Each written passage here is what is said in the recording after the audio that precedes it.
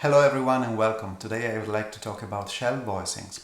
Shell voicings are really easy chords that we can play and really important for jazz guitar in general. We are going to play just three notes: roots, thirds and sevenths. Of course we have different tetrads in jazz and we will have to match these notes that we're going to play with the right symbol that we will find in our songs, of course. But for now I just would like to explain in which way we can play shell voicings, and we will just use two positions, position A and position B, as you can find in my book Appunti di Chitarra. These two positions are really easy. We are going to play the root either on the 6th string or on the 5th string. We will call A position when we are going to play the root on the 6th string, and we will call B position when we are going to play the root on the 5th string. And then we are going to play thirds and sevenths always on the two central strings of our guitar, so on the G string and on the D string. And I would like to show you the C major 7 position. Playing in A position, it means that I'm going to play the C note, 8th fret on the 6th string, and then the B note on the 4th string, 9th fret, and then the E note, 9th fret, 3rd string. So what I'm going to play is this position: C, B and E. These are root, major 7th and major 3rd. So this is a C major 7th.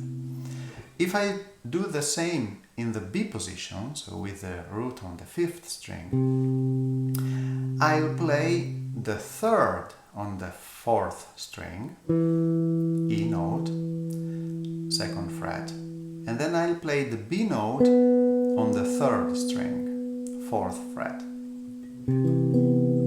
So what I'm playing is C, E and B, root, major 3rd and major 7th. So this is the A position for a C major 7th, this is the B position for a C major 7th. Remember, this is just something that I decided to call A position and B position, just to clarify in the future which position I'm going to use for each chord when we will be playing some songs or some cadences and stuff like that. So A position and B position. Then when we know the C major 7th chord, it becomes really easy to move some of the notes that I'm playing, the thirds and the sevenths, of course not the root, to change the nature of these chords. So if I want to play a dominant 7th chord, for example, I just need to go down half step with my major 7th to reach the minor 7th. So the C major 7th chord, if I move down the B note, becomes a C dominant 7th chord or C 7th chord. And the same I can do in the B position, C major 7th, becoming C dominant 7 just by moving the B note half step down. And then, of course, I can go on with this process. So from a dominant 7 chord, I can move down half step the B flat note to reach the A note. In this case, I'm playing a C major 6th chord. And I can repeat the process starting from a dominant 7th chord in the B position to reach the A note, and this is an C 7th, 6/6, C major 6th chord. Sorry. So this is something really easy to do, and of course if I move the 3rd half step down, it will become a minor chord.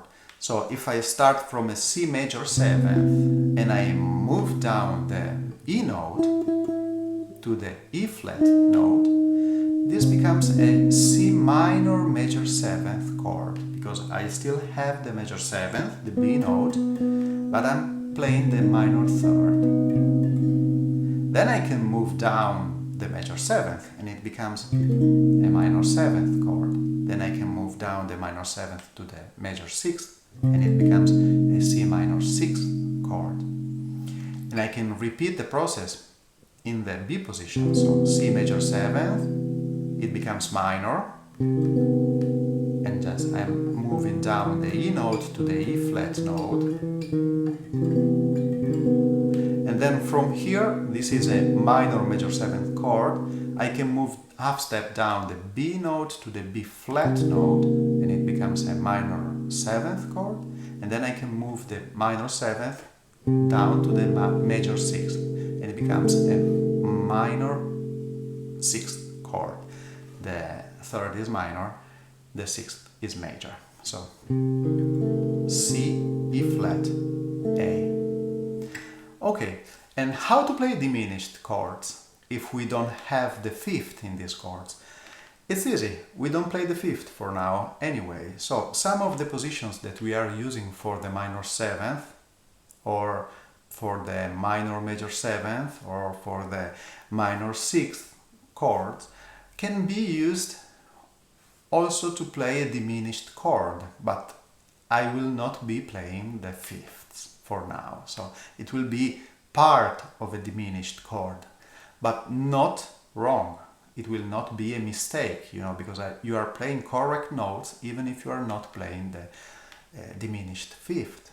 Then we will add the diminished 5th in the future. But for now it's important to understand that you can manage playing songs even if we don't play the diminished 5th when we find those kind of chords. We will just play 3rds and 7ths. Okay, and it's very easy to understand, and also for a major 7th chord with the sharp 5, for example, we can use the position of a C major 7th chord, shell voicing without the sharp 5, and it's not a mistake. Of course, I'm not underlying the sound of that sharp 5 note, which would be interesting if you find that kind of chord, of course, but for now it's not a mistake not to play the sharp 5 or the flat 5, and we just play root 3rds and 7ths. Well, now, if we want to play a 2-5-1 in a C major key, for example, we know that the 3 chords that we want to play are D minor 7th, G 7th, and C major 7th. These 3 chords are very easy to be played now that we know these shell voicings. If I play, for example, it in A position, starting from the A position, I'll play the D note on the 6th string here on the 10th fret. And I'll look for the 3rd and 7th, which will be at the end the same position that I would use for a C minor 7th, just moved up a whole step. This is really easy to understand on the guitar because every time that I find a position and I know that position and the reason why I play that position, I can move it to a different fret and I'm just transposing it. Of course, we need to know which notes we are playing if we want to develop as musicians, not being just guitarists playing positions. So what I suggest in general is try to understand what kind of notes what notes are involved in what we do. So D minor 7th will be exactly like the C minor 7th, just a whole step up, and I'm playing the D note on the 6th string, then I'm playing the C note on the 4th string, which is always at the 10th fret, and the same, the F note on the 3rd string, always fret 10. This is the D minor 7th chord. And now to go to the G 7th chord, which would be here if I wanted to play it in an A position, but I don't want, because I want to stay as close as possible to the position that I'm playing, to the chord that I'm playing here now. I will decide to play the G chord in a B position, because the root is really close. As you can see, the D note on the 6th string and the G note on the 5th at the same fret, 10th fret. So here I can play the G note, and on the 2 strings D and G I'll play the 3rd and 7th. So the B note, fret 9, string 4, and the F note, string 3rd, G, and fret 10. These are the 3 notes that I use to play a G7, G, B, and F. And then I'll go to the C major 7 that we played before. Root, 8th fret, 6th string, and then B note on the D string and E note on the G string, 9th fret.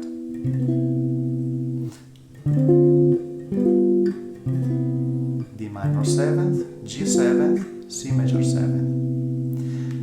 And these positions will be the same every time that I start a 2-5-1 cadence with an A position.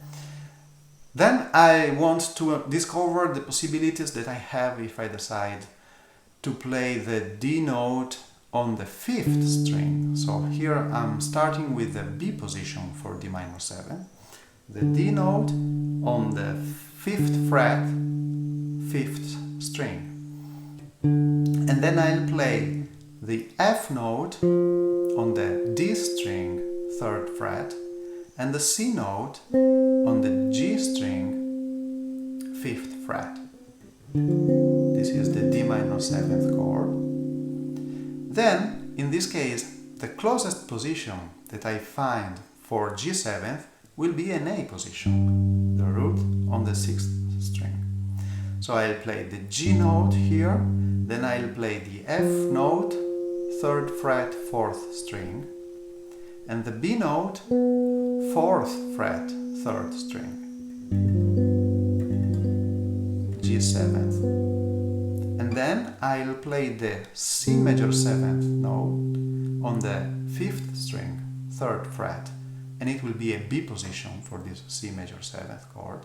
Root, E on the 4th string, 2nd fret, and the B note, 4th fret, 3rd string. This will be the C major 7th chord. So D minor 7th, G 7th, C major 7th, D minor 7th, B position, G 7th, A position, C major 7th, B position, and repeating D minor 7th, A position, G 7th, B position, C major 7th, A position. As you can see, when you start with an A position, then you'll go to a B position, then you'll go back to an A position.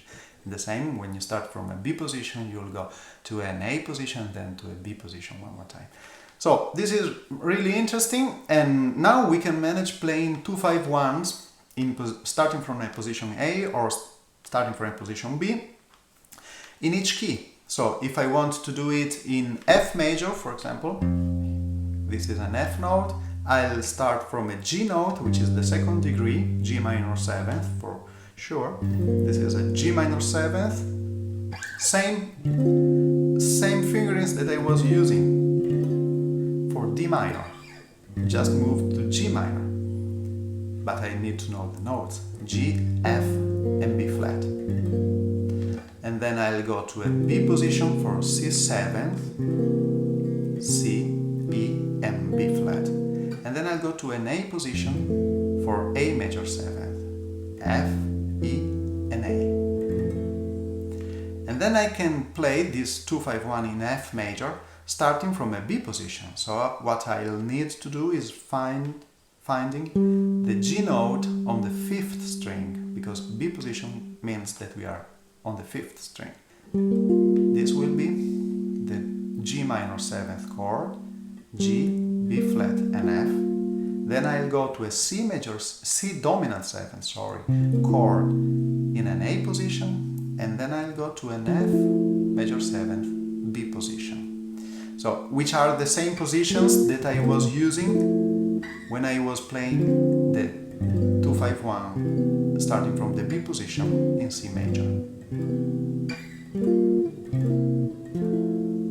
Okay, so this is something really easy to understand but very important to do, and what I suggest in general is to play a lot of songs, I don't want to tell a number, but a lot of songs just by using these positions, always trying to stay as close as possible to the next chord and trying to sing the melody of the tune that you are studying and the roots. So if you start doing this, just playing songs, singing the melodies, using shell voicing in this way, you will understand that the songs will become really understandable, will become very recognizable, even if you are not playing the fifths, even if it will be a diminished or half diminished chord somewhere in the song, you don't need to play it for now.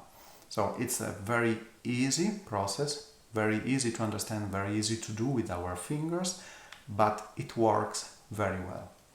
Okay, I hope that this lesson could be interesting to you, and if you are a subscriber, you can share, you can like it, the video, and if you are not yet a subscriber, remember that you can subscribe to see next videos, next lessons.